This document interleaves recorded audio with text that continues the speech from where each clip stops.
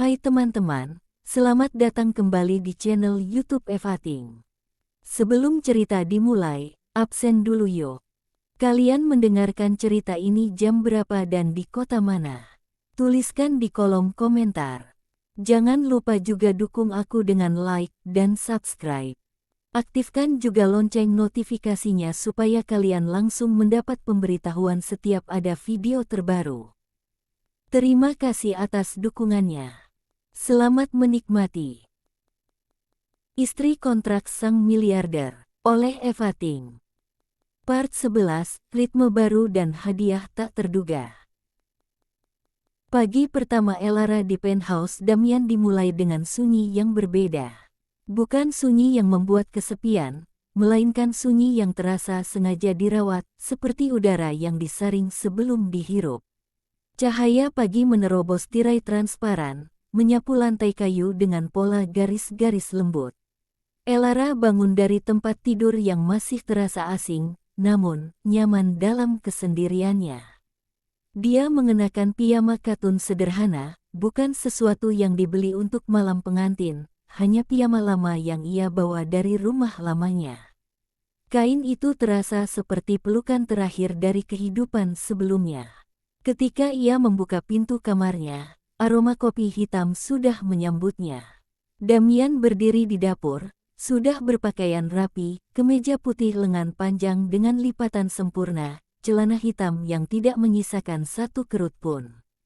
Tangan kirinya memegang cangkir keramik hitam, sementara tangan kanannya mengetuk layar ponsel dengan gerakan efisien. Pagi, sapa Elara, suaranya masih berembun tidur. Damian menoleh. Matanya menyapu Elara dari ujung rambut hingga ujung kaki, tapi tidak menilai. Hanya mengenali. Pagi, ada kopi di mesin. Terima kasih. Elara menuang kopi ke cangkir putih yang ia temukan di rak. Tidak ada gula atau krim di meja, tampaknya Damian memang menyukai kopi hitam pekat. Dia menyesap perlahan, merasakan pahit yang membangunkan indranya satu persatu. Ada agenda hari ini? Tanya Elara. Damian mengangguk. Reynard akan datang jam 10 dengan dokumen tambahan. Setelah itu, kita akan bertemu notaris untuk urusan rumahmu. Rumah. Kata itu membuat Elara tersentak kecil. Rumah masa kecilnya yang sekarang akan resmi menjadi miliknya, sebuah jaminan yang Damian tepati bahkan sebelum mereka benar-benar memulai hidup bersama. Kau tidak perlu datang jika tidak mau, tambah Damian, seperti bisa membaca pikirannya. Reynard dan aku bisa menanganinya. Tidak, bantah Elara cepat. Aku ingin hadir. Damian mengangguk, menerima keputusannya tanpa debat. Pertemuan dengan notaris berlangsung cepat dan efisien. Elara duduk di antara Damian dan Reynard, mendengarkan kata-kata hukum yang diucapkan dengan tempo datar.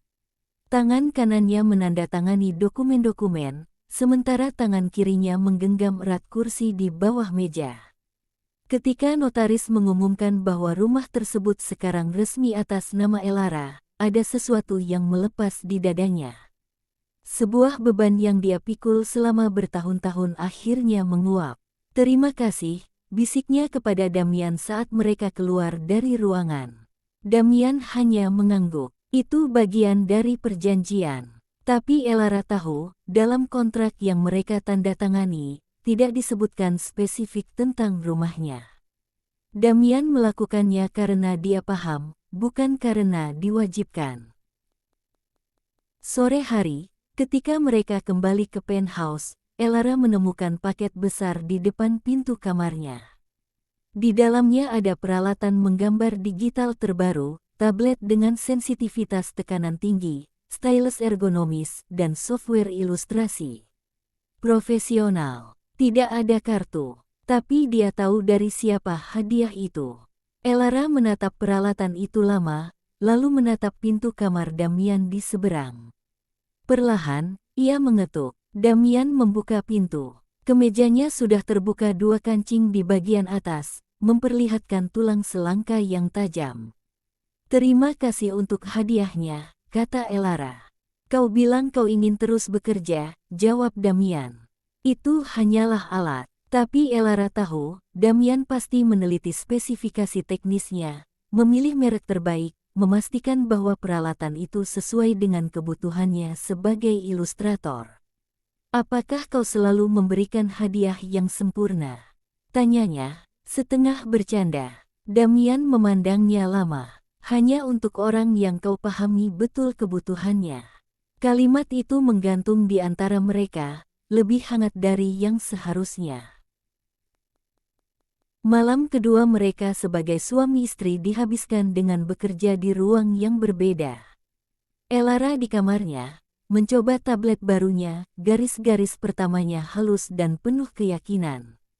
Damian di ruang kerjanya, menghadapi layar komputer dengan wajah terkonsentrasi. Pukul 9, Elara keluar untuk mengambil air. Dia mendapati Damian sedang berdiri di depan dinding kaca yang membentang dari lantai hingga langit-langit, memandangi kota yang tak pernah tidur. Bahunya terlihat lebih lebar dari sudut pandang Elara. "Apakah kau selalu bekerja sampai larut?" tanya Elara. Damian tidak menoleh. "Kebiasaan. Paman Rendra menghubungiku tadi siang." Sekarang Damian menoleh. "Oh." Dia bilang selamat. Tapi nada suaranya tidak senang. "Tentu saja tidak." Damian berbalik, sekarang menghadap Elara sepenuhnya. "Dia kehilangan kendali atasmu, atas keluargamu." Elara mendekat, berdiri beberapa langkah dari Damian. "Aku bertanya-tanya, apakah kau pernah ragu dengan keputusan kita?" "Tidak," jawab Damian cepat. Tapi kemudian, setelah jeda sebentar, dia menambahkan, "Tapi aku pernah bertanya-tanya apakah ini yang terbaik untukmu. Dan sampai sekarang, aku masih belum yakin." Kejujurannya mengejutkan Elara. "Tapi aku berkomitmen untuk melakukan yang terbaik untukmu." Mereka berdiri dalam diam beberapa saat, memandangi lampu-lampu kota yang berkedip-kedip seperti bintang buatan. "Apakah kau ingin minum teh?" tawar Elara tiba-tiba. "Aku bisa membuatkan." Damian mengamatinya dengan penuh minat. "Kau tidak harus melakukan itu untukku, Elara. Aku tahu, tapi aku ingin." Damian mengangguk. "Baik, teh kalau begitu." Saat Elara berbalik menuju dapur, dia tidak melihat tatapan Damian yang mengikutinya, sebuah tatapan yang mulai berisi lebih dari sekadar rasa hormat. Part 12, Ritme Baru dan Bayangan Lama. Pagi kedua Elara di penthouse diwarnai dengan kesadaran yang lebih dalam tentang ruang yang kini ia sebut rumah. Sunyi yang semula terasa seperti sebuah ruang pamer yang didesain dengan sempurna, kini mulai terisi dengan keakraban yang pelan tapi pasti. Elara bangun lebih awal, sebelum Damian keluar dari kamarnya, dan memutuskan untuk melanjutkan ritual lamanya, membuat teh. Dapur yang serba stainless dan marmer itu terasa dingin di bawah telapak kakinya yang telanjang. Namun, ketika dia menemukan ketel listrik dan stoples berisi daun teh chamomile yang dia bawa dari rumah, sebuah pemberian Sienna untuk menenangkan saraf, rasa asing itu pun mereda. Dia merebus air, membiarkan suara desisnya yang lembut memecah kesunyian, dan menatap uap yang mengepul naik, membayangkan bagaimana ibunya akan tersenyum melihatnya memulai hari dengan tenang. Damian keluar dari kamar tepat ketika teh sedang diseduh. Pria itu mengenakan kemeja putih yang lain, sama-sama sempurna, celana hitam yang lain, sama-sama tanpa celah. Matanya, yang biasanya langsung tertuju pada layar ponsel atau jendela yang memandang kota, kali ini tertahan pada Elara yang berdiri di dapur, kedua tangan membungkus cangkir keramik hangat. "Pagi," sapa Elara, suaranya lebih mantap dari kemarin. "Pagi," balas Damian. Ia mendekat, bukan untuk mengambil kopi, tapi untuk berdiri di seberangnya. "Kau tidur nyenyak?" "Cukup nyenyak," jawab Elara. Tempat tidurnya nyaman. Sunyinya butuh waktu untuk membiasakan diri. Damian mengangguk, seolah memahami sepenuhnya. "Kau akan terbiasa. Atau, kita bisa memasang speaker latar dengan suara alam, jika kau mau." Tawaran itu mengejutkan Elara. Itu adalah pertimbangan untuk kenyamanannya, bukan sekadar efisiensi. Tidak perlu. Aku mulai menyukai Sunyi ini. Ia jujur. Sebuah kilatan sesuatu, mungkin penghargaan, melintas di mata Damian sebelum pria itu akhirnya beralih ke mesin kopi. Reinhard akan datang pukul 9. Kita ada pertemuan dengan Direktur Galeri Seni pukul 11. Galeri Seni. Elara mengernyit. Ya. Damian meneguk kopi hitamnya. Seorang klien. Mereka butuh ilustrator untuk proyek buku seni terbatas. Aku pikir itu cocok untukmu. Gajinya baik, dan kredibilitasnya tinggi. Elara terdiam. Ini bukan sekadar memberinya pekerjaan, ini adalah Damian yang secara aktif membuka pintu bagi kariernya, mempertemukannya dengan klien level atas yang mustahil dia jangkau sendiri. Ini adalah bagian dari tidak menghambat pekerjaan, yang tertuang dalam kontrak, tetapi pelaksanaannya terasa tulus. Terima kasih, ucap Elara, tulus. Aku akan bersiap. Pertemuan dengan Direktur Galeri, Ibu Alia, berlangsung di sebuah longe hotel yang elegan. Elara, yang mengenakan blus sutra dan celana white leg yang sederhana, namun berkelas, duduk di samping Damian. Awalnya ia gugup, tetapi begitu pembicaraan masuk ke dalam dunia ilustrasi, teknik, dan visi artistik, Elara menemukan suaranya. Ia berbicara dengan percaya diri tentang gayanya, tentang bagaimana ia menggunakan garis dan warna untuk menciptakan emosi. Damian sebagian besar diam, mengamati. Dia tidak memaksakan diri, tidak mencoba mengambil alih pembicaraan. Kehadirannya saja sudah cukup memberi Elara ruang dan kredibilitas. Saat Elara menunjukkan portofolio di tablet barunya, yang membuatnya tersenyum kecil, Ibu Alia terkesan. Ini persis seperti yang kami cari, Elara, ujar Ibu Alia. Sentuhanmu lembut tapi punya kekuatan. Kami akan mengirimkan draft naskahnya besok. Saat mereka berjalan keluar, tangan Elara tanpa sengaja menyentuh lengan Damian. Dia tidak langsung menariknya. Damian juga tidak menjauh. Kau luar biasa di dalam sana, kata Damian, suaranya rendah, hanya untuk Elara. Kau memberiku kesempatan, balas Elara. Kesempatan tidak ada artinya tanpa bakat dan keberanian untuk menanganinya. Mereka masuk ke dalam mobil. Jarak 6 inci di antara mereka di jok belakang terasa berbeda dari kemarin. Lebih hangat. Sementara itu, di sebuah klub eksklusif, Paman Rendra mengetuk-ngetuk gelas berisi whisky. Wajahnya masam. Riko Ananta duduk di depannya, mata menyipit penuh perhitungan.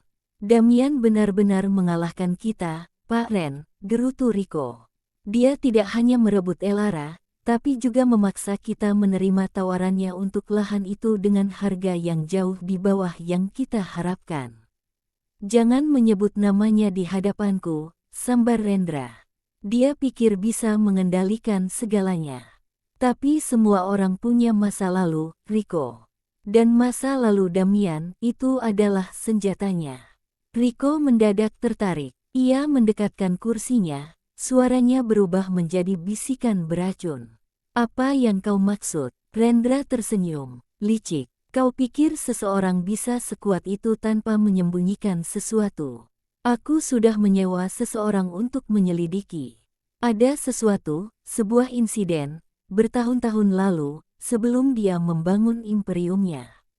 Sesuatu yang melibatkan seorang wanita dan kecelakaan mobil yang mencurigakan. Tidak ada bukti kuat, tentu saja. Tapi bisikan-bisikan, Riko, bisikan itu bisa lebih mematikan daripada fakta. Mata Riko berbinar. Gosip, aku suka itu. Lebih mudah dibentuk daripada kebenaran. Dan jika kita bisa menghubungkan Elara dengan masa lalu kelam, itu ketenangannya akan hancur. Reputasinya akan ternoda. Dan dewan direksinya yang sudah gugup itu mungkin akan mempertanyakan keputusannya menikahi seorang wanita dengan latar belakang yang dipertanyakan. Tepat, Rendra meneguk whisky-nya. Kita tidak menyerang Damian secara langsung. Itu seperti meninju tembok baja. Kita serang melalui Elara. Kita goyahkan tanah di bawah kakinya. Lihat saja bagaimana sang penguasa itu bereaksi ketika sesuatu yang berharga baginya mulai terancam. Mereka berdua bersulang, senyum puas dan penuh dendam terpancar di wajah mereka. Rencana busuk telah disusun, dan bayangan itu mulai merayap menuju kehidupan baru Elara dan Damian. Sore itu, ketika Elara dan Damian tiba di penthouse, sebuah paket kecil tanpa nama pengirim menunggu di meja konsol. Alamatnya tertulis untuk Elara. Elara membukanya dengan rasa penasaran. Di dalamnya, hanya ada sebuah USB drive biasa dan selembar kertas kosong. Tidak ada pesan, tidak ada penjelasan. Ada apa? Tanya Damian, mendekat. Aku tidak tahu. Ini aneh. Elara memegang USB drive itu, perasaan tidak enak mulai menggelayuti hatinya. Beri padaku, pinta Damian, suaranya datar, namun waspada. Ia mengambil drive tersebut dan memandangnya seperti menatap seekor laba-laba beracun. Jangan pernah memasang benda yang tidak jelas ke komputermu. Damian membawanya ke ruang kerjanya dan memasangnya ke sebuah laptop khusus yang tidak terhubung dengan jaringan utama mereka. Yang muncul adalah sebuah folder berisi satu file foto. Ketika file itu dibuka, Elara yang berdiri di samping Damian menarik napas tajam. Itu adalah foto Damian, jauh lebih muda, mungkin masih awal 20-an. Rambutnya lebih panjang, sedikit berantakan, dan matanya terlihat lebih liar. Dia berdiri di depan sebuah mobil sport yang hancur bagian depannya. Di sampingnya, ada seorang wanita cantik dengan rambut pirang panjang dan senyum yang menantang. Wanita itu memandang kamera dengan tatapan penuh kemenangan, sementara Damian muda menatapnya dengan ekspresi yang kompleks kekhawatiran, mungkin, tetapi juga pengabdian. Damian, siapa ini? Tanya Elara, suaranya bergetar. Damian diam sangat lama. Wajahnya adalah topeng batu, tetapi Elara bisa melihat denyut nadi di pelipisnya yang berdetak lebih kencang. Dia menatap foto itu seolah melihat hantu. Itu, Cassandra, akhirnya dia berbicara, suaranya serak, nyaris tidak terdengar.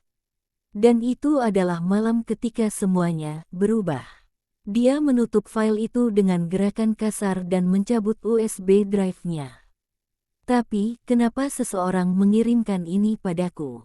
Elara bertanya, ketakutan dan kebingungan bercampur menjadi satu. Karena, jawab Damian, memutar kursinya untuk menghadap Elara. Matanya, yang biasanya begitu terkendali, kini dipenuhi oleh badai emosi yang jarang terlihat, kemarahan, rasa sakit, dan sebuah kewaspadaan yang dalam.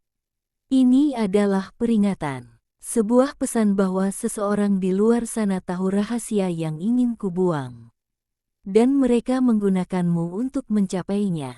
Dia berdiri, berjalan menghampiri dinding kaca, punggungnya tegang. Ceritakan padaku, Damian, pinta Elara, mendekatinya. Dia tidak meminta sebagai seorang istri yang cemburu, tetapi sebagai sekutu yang sekarang terjebak dalam pertempuran yang tidak dia pahami. Aku perlu tahu apa yang kita hadapi. Damian memandangnya, dan untuk pertama kalinya, Elara melihat keraguan di matanya. Keraguan untuk membuka luka lama, untuk melibatkannya. Cassandra, dia mulai, kata-katanya tertata hati-hati, adalah kekacauan. Sebuah badai yang kupercaya bisa kukendalikan. Dia adalah ahli waris sebuah konglomerasi yang saingan dengan keluarganya dulu. Kami terlibat. Itu intens, beracun, dan pada akhirnya, hampir menghancurkanku. Damian menatap kota di bawah. Kecelakaan mobil itu bukan kecelakaan biasa. Dia mengemudi dalam keadaan mabuk setelah kami bertengkar. Dia berusaha untuk menabrakkan mobil kami ke sebuah tiang. Sebuah aksi bunuh diri yang dramatis karena aku mengancam akan meninggalkannya. Damian menutup mata, menghela napas berat. Aku berhasil merebut kemudi pada detik terakhir.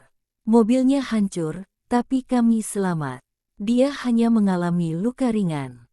Tapi, ceritanya dibelokkan. Keluarganya, yang ingin melindungi nama mereka, menyebarkan desas-desus bahwa akulah yang mabuk, bahwa akulah yang menyebabkan kecelakaan itu.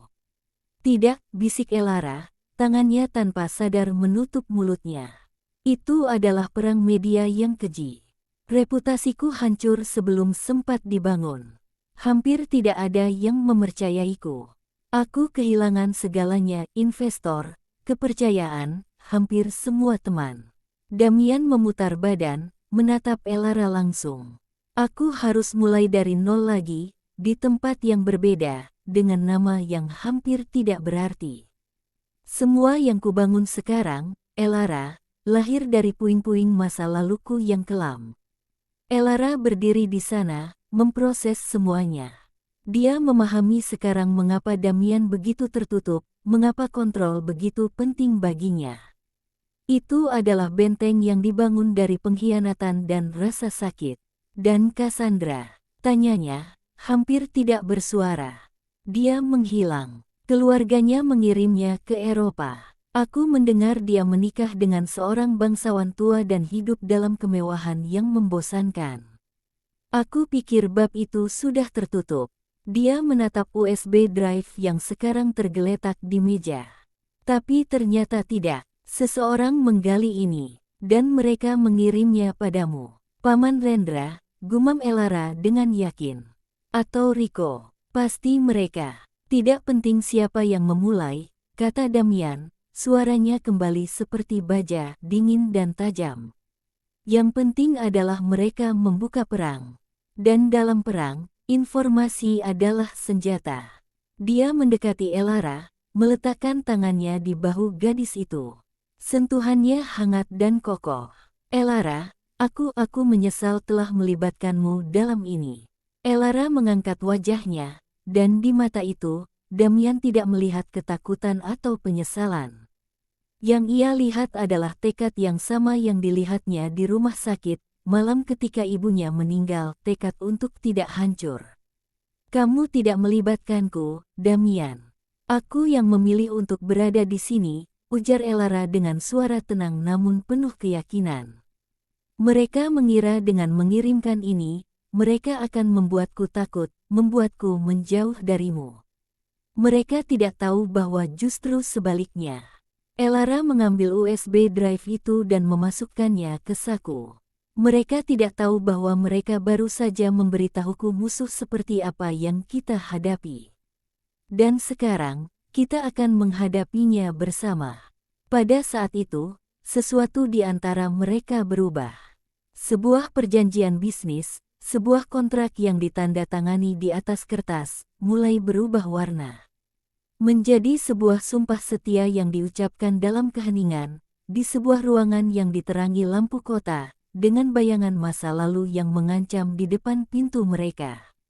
Damian tidak menjawab dengan kata-kata. Ia hanya mengangguk, pelan, dan genggamannya di bahu Elara sedikit lebih erat. Itu sudah cukup, pertempuran telah dimulai, dan untuk pertama kalinya dalam waktu yang sangat lama, Damian tidak merasa sendiri.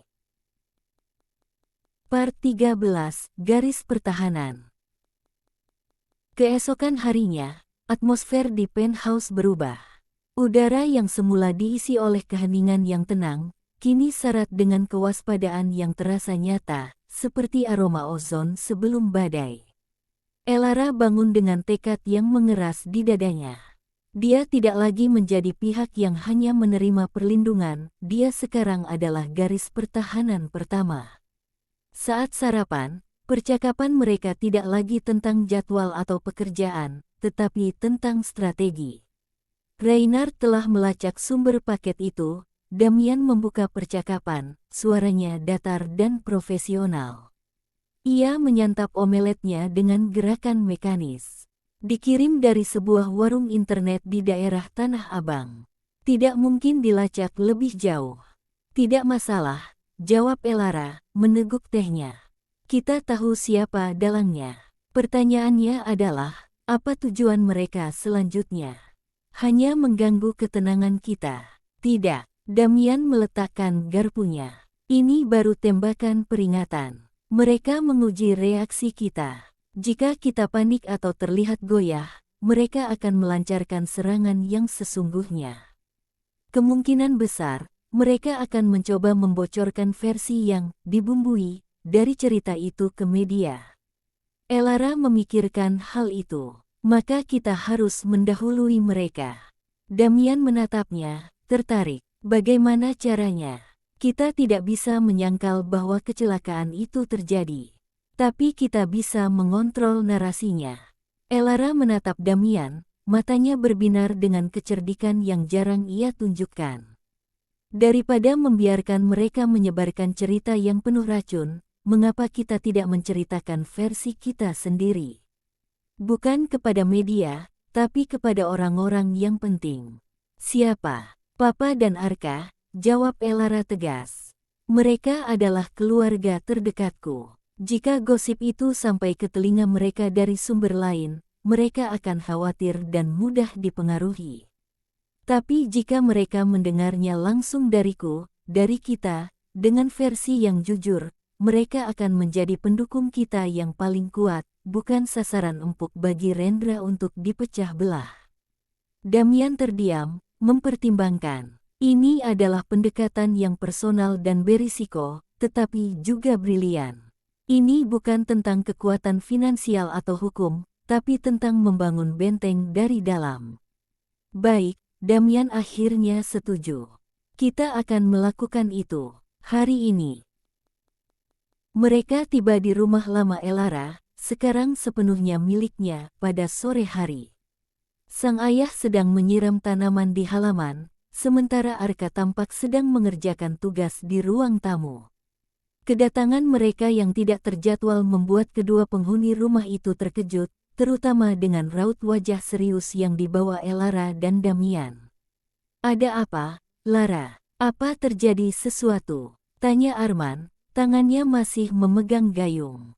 Ada sesuatu yang perlu kita bicarakan, Pak. Semuanya, kata Elara, memandang ayah dan adiknya. Mereka duduk di ruang tamu yang akrab. Elara memegang tangan Damian, sebuah isyarat solidaritas yang tidak terlihat dipaksakan. Kemudian, dengan suara tenang dan jernih, Damian, bukan Elara, yang bercerita. Damian menceritakan tentang Cassandra, tentang kecelakaan yang dimanipulasi, tentang perang media yang menghancurkannya, dan tentang paket misterius yang dikirim kepada Elara. Jadi, ini bukan tentang Elara, Damian menegaskan, menatap Arman dan Arka bergantian. Ini adalah serangan terhadapku yang menggunakan Elara sebagai sasaran. Aku meminta maaf telah menyeret kalian ke dalam masalah lamaku. Ruang tamu hening sejenak. Arka, yang biasanya ceplas-ceplos, terdiam 1000 bahasa. Arman menghela napas panjang. Matanya yang bijak memandangi Damian yang tegang. Damian, kata Arman akhirnya, suaranya lembut, namun berwibawa. Nak, kami tidak butuh masa lalumu yang sempurna. Yang kami butuhkan adalah ketulusanmu di masa sekarang. Ia memandang putrinya. Elara sudah memilihmu, dan kami percaya pada pilihannya. Jika masa lalu itu datang mengganggu, maka kita hadapi bersama. Keluarga bukanlah orang yang tidak pernah punya masalah. Keluarga adalah orang-orang yang tetap berdiri bersama saat masalah datang. Kalimat itu seperti melepas sebuah beban besar dari pundak Damian. Dia terlihat, untuk pertama kalinya, seperti seorang pria, bukan sebuah benteng yang tak tertembus. Arka mengangguk, wajahnya menunjukkan kedewasaan yang mendadak. Iya, Kak, kami di sini. Kalau Paman Rendra berani macam-macam, aku yang akan hadapi dia. Gayanya yang kekanak-kanakan itu membuat Elara tersenyum kecil. Pertahanan pertama mereka telah diperkuat. Namun, pertahanan saja tidak cukup. Sementara Elara membangun dukungan dari dalam, Damian bergerak di front line. Malam itu, di ruang kerjanya, ia menelepon Reynard. Sudah waktunya untuk memutar skrup, kata Damian, matanya memantulkan cahaya dari layar komputer yang penuh dengan data. Rico Ananta, dia punya proyek pembangunan apartemen di The Eitelberg District, kan? Ya, jawab Reinhard dari seberang telepon. Dia sedang kesulitan mencari investor tambahan. Proyeknya mandek, bagus. Senyum tipis menghiasi bibir Damian. Aku ingin kau hubungi semua bank dan fund manager yang kita kenal. Sampaikan, secara tidak langsung, bahwa siapapun yang berinvestasi dalam proyek Rico Ananta akan dianggap sebagai musuh oleh perusahaan kita. Itu adalah langkah yang kejam dan tanpa ampun.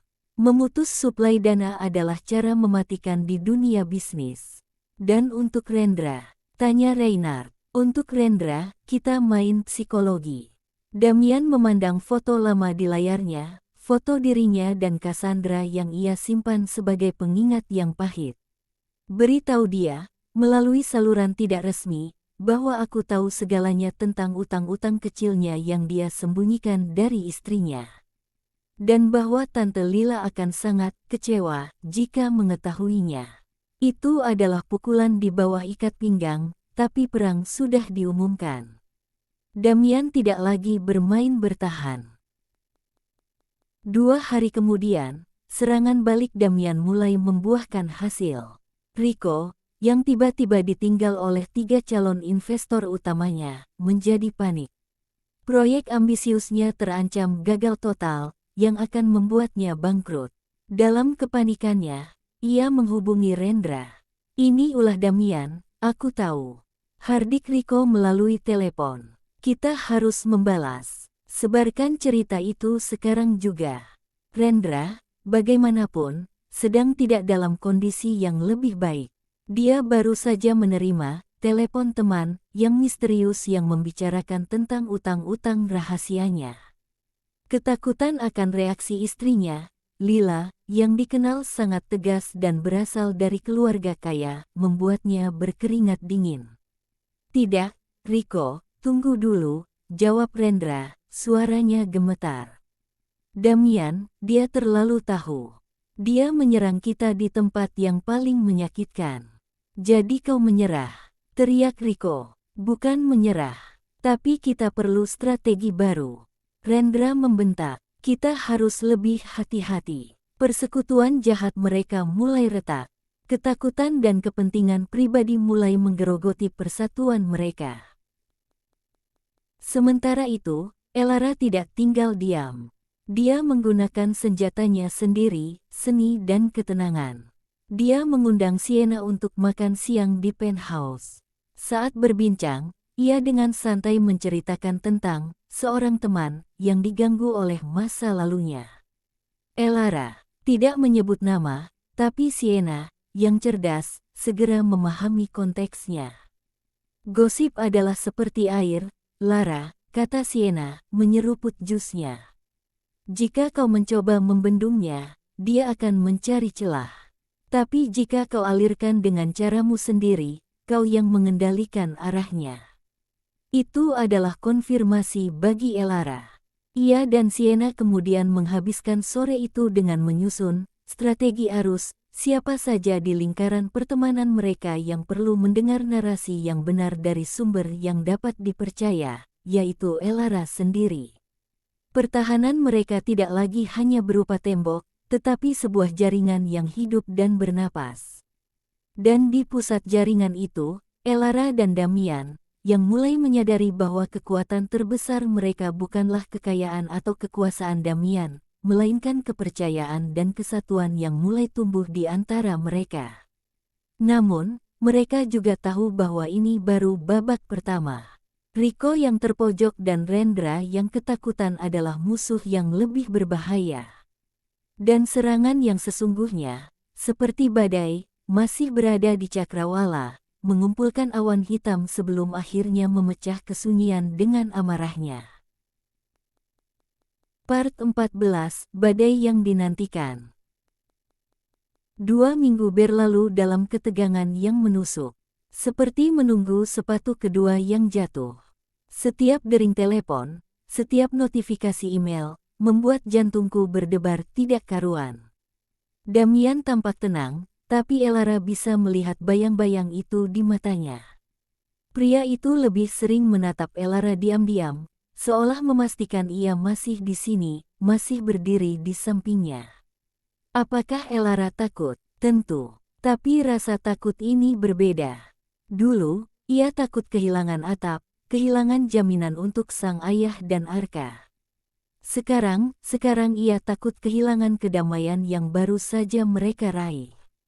Elara takut pada luka lama Damian yang terbuka lagi. Takut pada kebencian yang bisa merusak semua hal baik yang mulai tumbuh di antara mereka. Ketenangan itu pecah pada sebuah acara penggalangan dana untuk rumah sakit anak, acara pertama mereka di depan publik sebagai pasangan suami istri sejak ancaman itu dimulai. Elara mengenakan gaun panjang berwarna biru midnight yang sederhana, namun elegan, sementara Damian tampak gagah dalam setelan jas hitamnya. Mereka berjalan beriringan, tangan Elara dengan anggun terkait di lengan Damian. Di luar, mereka adalah pasangan sempurna, tampan, kaya, dan harmonis. Tapi di dalam, Elara bisa merasakan otot lengan Damian yang tegang. Tenang, bisiknya, sambil tersenyum manis kepada seorang tamu yang menyapa. Aku di sini. Damian menoleh, dan untuk sepersekian detik, ketegangan di matanya mencair. Mereka ada di sini, gumannya pelan, menunjuk dengan pandangan halus ke arah Rico yang berdiri di dekat bar, mencoba terlihat santai. Biarkan mereka menonton, jawab Elara, suaranya mantap. Mari kita tunjukkan betapa sia-sia usaha mereka.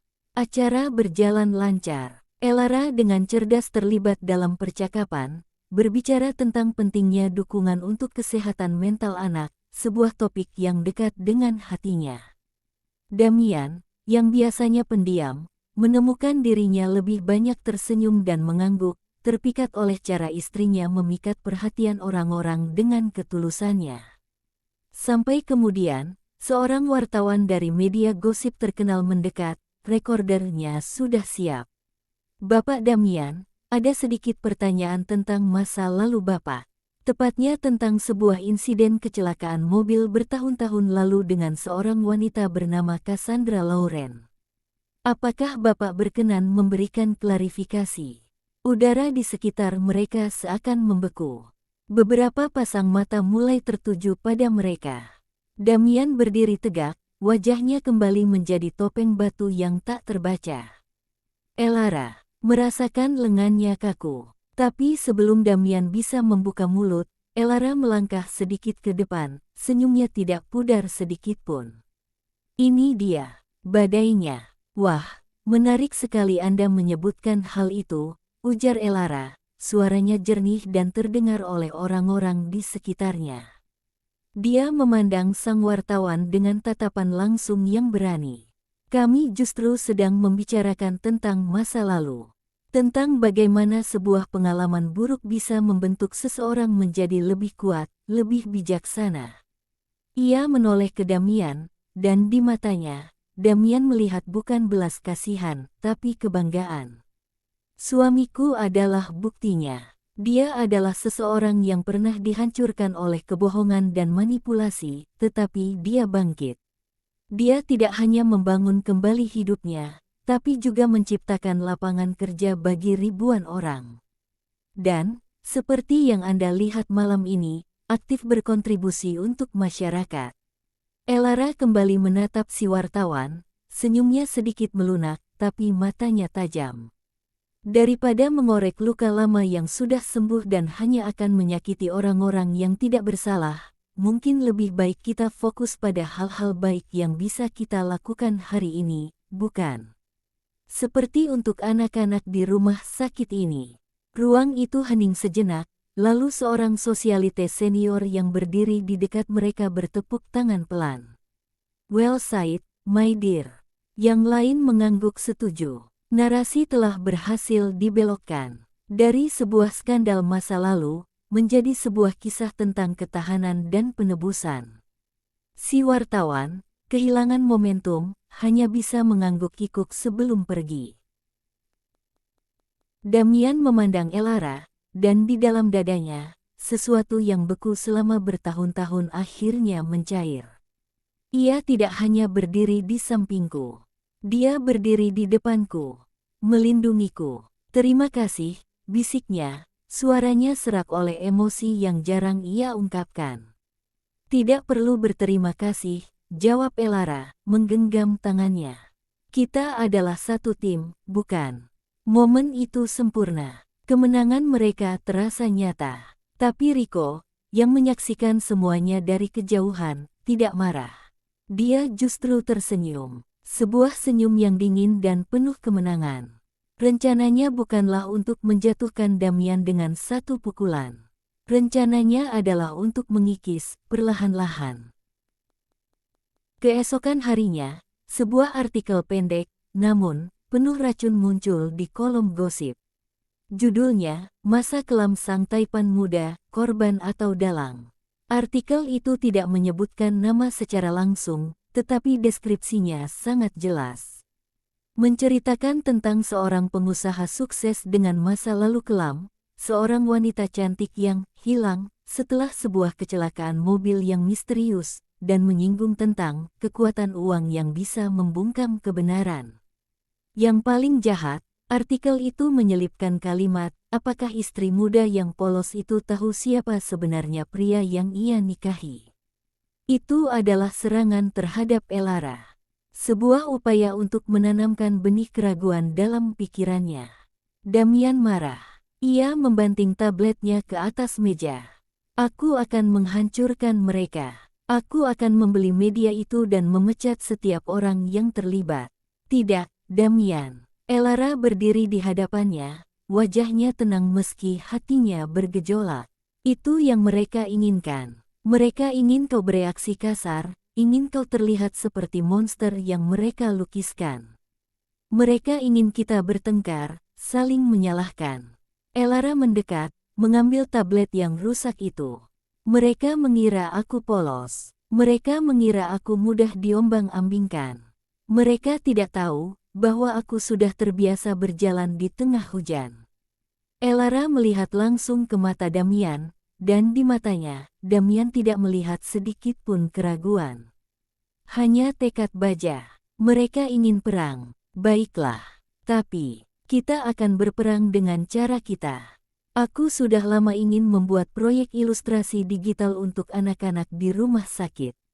Aku akan wawancara dengan media yang lebih terpercaya, bukan tentang gosip, tapi tentang karyaku dan motivasiku. Tentang bagaimana keluarga dan dukungan adalah hal yang paling penting untuk bertahan dalam kesulitan. Elara tersenyum, sebuah senyum yang sedikit sedih tapi sangat kuat. Mari kita lawan kebohongan mereka dengan kebenaran kita. Mari kita lawan racun mereka dengan kebaikan kita. Aku yakin, pada akhirnya, cahaya akan mengusir kegelapan. Keputusan Elara bukanlah respons spontan. Selama 2 minggu ini, diam-diam ia dan Sienna telah menjalankan strategi arus mereka. Elara telah aktif menghubungi kolega-koleganya di dunia seni, membicarakan proyek ilustrasi untuk rumah sakit anak. Sienna, dengan jaringan pertemanannya yang luas, menyebarkan narasi tentang keteguhan Elara menghadapi tekanan keluarga. Hasilnya mulai terlihat. Beberapa pesan dukungan telah mengalir, termasuk dari seorang ilustrator senior yang dihormati. Kudengar kau mendapat tekanan, Lara. Tetap kuat, seni kita lahir dari ujian terberat. Pada saat itulah Damian benar-benar memahami. Kekuatan Elara bukan terletak pada ketangguhannya menahan pukulan, tapi pada kemampuannya untuk tetap lembut di tengah kekerasan. Dan kelembutan itu, ternyata, adalah kekuatan yang paling tangguh dari semua yang pernah ia temui. Perang belum berakhir, tapi untuk pertama kalinya, Damian yakin mereka akan menang. Bukan karena ia memiliki segalanya, tapi karena dirinya memiliki dia. Part 15, Pemukul Balik. Kemarahan Damian tidak lagi membara dalam diam. Kini, ia berubah menjadi strategi yang dingin dan mematikan. Serangan terhadap Elara adalah garis yang tidak boleh mereka lewati. Jika sebelumnya Damian bermain bertahan dan hanya memberi peringatan, kini waktunya untuk menghancurkan. Di ruang kerjanya yang steril, Damian dan Reynard menyusun serangan balik yang sempurna. Data-data yang telah mereka kumpulkan selama ini akhirnya akan digunakan. Rico Ananta, ujar Reynard, menyerahkan sebuah tablet berisi laporan keuangan yang rumit. Proyek apartemennya di The Eitelberg District bukan hanya mandek. Dia telah melakukan markup biaya material secara besar-besaran dan melaporkan laporan keuangan fiktif untuk menutupi lubang utangnya yang lain dan terus menarik dana investor. Kita memiliki bukti transfer fiktif dan rekaman percakapan yang membuktikan penipuan ini. Damian menyimak laporan itu, matanya berbinar seperti elang yang telah mengunci mangsanya. Kirim salinan laporan ini ke lembaga anti korupsi dan otoritas pengawas keuangan. Secara anonim, pastikan juga para investor utamanya menerima versi yang lebih mudah dipahami. Itu adalah hukuman mati bagi karir Rico. Tidak hanya proyeknya yang akan gagal, tetapi dia juga akan berurusan dengan hukum. Damian memastikan bahwa tidak ada jalan baginya untuk bangkit lagi. Dan untuk Rendra, tanya Reynard. Dia selalu lebih takut pada istrinya daripada hukum, jawab Damian dengan nada datar. Kirimkan semua data utangnya yang disembunyikan, beserta bukti bahwa dia menggunakan uang perusahaan keluarga untuk berjudi, langsung ke email pribadi Tante Lila. Tambahkan pesan, dengan hormat, seorang teman yang peduli dengan kestabilan keluarga. Itu adalah pukulan yang lebih kejam dari segalanya. Tante Lila, yang dikenal sangat disiplin dan bangga dengan nama keluarganya, tidak akan mentolerir pengkhianatan seperti itu. Rendra akan kehilangan segalanya dalam sekejap, dukungan finansial dari keluarga istrinya, dan mungkin juga pernikahannya. Rencana itu dijalankan dengan presisi militer. Keesokan harinya, badai menerjang kehidupan Rico dan Rendra. Rico mendapat telepon beruntun dari investor yang menarik dananya, diikuti oleh kunjungan mendadak dari penyidik yang membawa surat perintah. Dunianya yang dibangun di atas kebohongan dan korupsi runtuh dalam hitungan jam. Wajahnya yang biasanya penuh percaya diri kini pucat pasi, matanya liar ketakutan. Dia mencoba menghubungi Rendra, tetapi tidak diangkat. Sementara itu, di rumah mewah Rendra, sebuah teriakan melengking memecah keheningan pagi. Rendra, Tante Lila berdiri di ruang kerja suaminya, wajahnya merah padam karena kemarahan dan rasa malu. Sebuah printout email berisi rincian utang dan transfer uang perusahaan untuk berjudi tergeletak di meja. Judi, lagi-lagi judi, dan kau berani menggunakan uang perusahaan. Uang keluargaku, teriak Lila, suaranya menggema di seluruh rumah. Rendra, yang terpojok, mencoba membela diri dengan lemah. Lila, sayang, aku jelaskan. Itu hanya pinjaman sementara. Aku akan kembalikan. Diam, potong Lila dengan tatapan yang bisa membekukan lava. Kau pikir aku ini idiot? Kau pikir aku tidak tahu kebobrokanmu? Selama ini aku tutup mata karena Arman dan keponakanmu. Tapi ini sudah keterlaluan. Lila mengambil tasnya. Aku akan ke rumah orang tuaku. Kau punya waktu 24 jam untuk mengosongkan rumah ini dan mengembalikan setiap sen uang perusahaan. Jika tidak, bukan hanya cerai yang kau dapat, tapi juga tuntutan pidana. Pintu dibanting. Rendra terduduk lemas di kursinya, menyadari bahwa hidupnya telah hancur. Dia telah kehilangan segalanya, uang, reputasi, dan sekarang keluarganya. Dendamnya pada Damian kini terasa sangat tidak berarti dibandingkan kehancuran yang ia alami. Berita tentang kehancuran Rico dan Rendra sampai ke telinga Elara melalui Sienna. Untuk sesaat, ada rasa iba yang menyelinap di hatinya. Tapi kemudian ia ingat paket USB itu, ingat artikel jahat yang mencoba meracuni pikirannya, dan ingat betapa mereka hampir menghancurkan Damian untuk kedua kalinya. Rasa iba itu pun menghilang. Malam itu, Damian pulang lebih awal. Wajahnya terlihat lelah, tapi ada kedamaian di mata yang selama ini selalu waspada itu. "Sudah selesai?" tanya Elara, menyodorkan segelas air. "Sudah," jawab Damian singkat. "Mereka tidak akan mengganggu kita lagi." Elara mengangguk. Ia tidak perlu bertanya detailnya. Ia bisa melihatnya di mata Damian. Perang telah usai, dan mereka yang menang. "Arka mengirim pesan," ujar Elara, mencoba mengubah suasana. "Dia lulus ujian masuk universitas dengan nilai tertinggi. Dia ingin kita rayakan besok." Senyum kecil akhirnya menghiasi bibir Damian. "Tentu, kita akan rayakan. Aku akan pesan restoran terbaik." Mereka berdiri di balkon, memandang kota yang berkilauan. Musuh-musuh mereka telah dikalahkan, ancaman telah sirna. Tapi sesuatu masih menggantung di antara mereka. Sebuah kebenaran yang belum terucap. "Damian," Elara memecah keheningan. "Apa yang terjadi pada Cassandra, itu bukan salahmu." Damian meneguk. Pria itu tidak langsung menjawab, memandang lampu-lampu kota seolah mereka memegang jawabannya. "Aku tahu," akhirnya Damian berkata, suaranya rendah. "Tapi selama bertahun-tahun, aku menyalahkan diriku sendiri.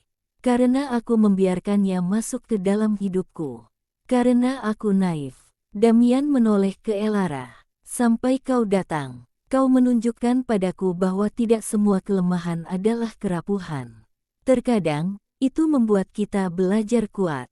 Elara mendekat, bahunya hampir menyentuh lengan Damian. "Kita semua membawa masa lalu, Damian. Tapi kita tidak harus dihantui olehnya. Kita bisa memilih untuk belajar darinya dan melangkah maju." Damian memandanginya, dan di mata itu, Elara melihat sebuah pertanyaan, sebuah harapan yang begitu dalam hingga membuatnya menahan napas. "Elara," bisiknya, suaranya serak oleh emosi. "Perjanjian kita, 2 tahun itu." Damian berhenti, seolah mencari kata-kata yang tepat. Elara menempatkan tangannya di atas tangan Damian yang sedang memegang pagar balkon. Sentuhannya hangat, menenangkan. "Mari kita jalani hari ini dulu, Damian," ujarnya dengan lembut. "Besok adalah milik kita untuk menulisnya." Damian memutar tangannya sehingga kini tangan mereka saling tergenggam. Itu adalah sebuah kesepakatan baru, sebuah janji yang tidak tertulis di atas kertas, tapi terpatri dalam keheningan yang nyaman di antara mereka. Musuh-musuh mereka telah jatuh. Tapi pertempuran yang sesungguhnya, untuk membangun sebuah cinta dari puing-puing sebuah kontrak, baru saja dimulai. Dan untuk pertama kalinya, keduanya yakin mereka bisa memenangkannya. Keesokan harinya, perayaan untuk Arka berlangsung sederhana, namun hangat. Di sebuah restoran yang nyaman, mereka berkumpul, Elara, Damian, Arka, dan Arman. Tidak ada percakapan tentang bisnis atau ancaman. Hanya ada tawa Arka yang menceritakan mimpinya untuk kuliah, senyum lega Arman, dan pandangan penuh kasih yang tak henti-hentinya dipertukarkan antara Elara dan Damian. Untuk pertama kalinya dalam waktu yang sangat lama, mereka benar-benar hanyalah sebuah keluarga, merayakan kebahagiaan mereka sendiri yang telah mereka perjuangkan bersama. Bersambung. Hai teman-teman, terima kasih sudah menjadi bagian dari perjalanan cerita ini. Terima kasih juga untuk semua dukungan berupa like, komentar, dan subscribe. Untuk yang belum subscribe, yuk subscribe sekarang agar tidak ketinggalan cerita-cerita berikutnya. Jangan lupa juga ikuti Instagram dan TikTok aku. Anyway, novel-novel romantisku yang lainnya juga tersedia dalam bentuk PDF. Untuk pemesanan, hubungi WhatsApp aku dengan ID Evating. Sekali lagi terima kasih, dan sampai jumpa di part selanjutnya.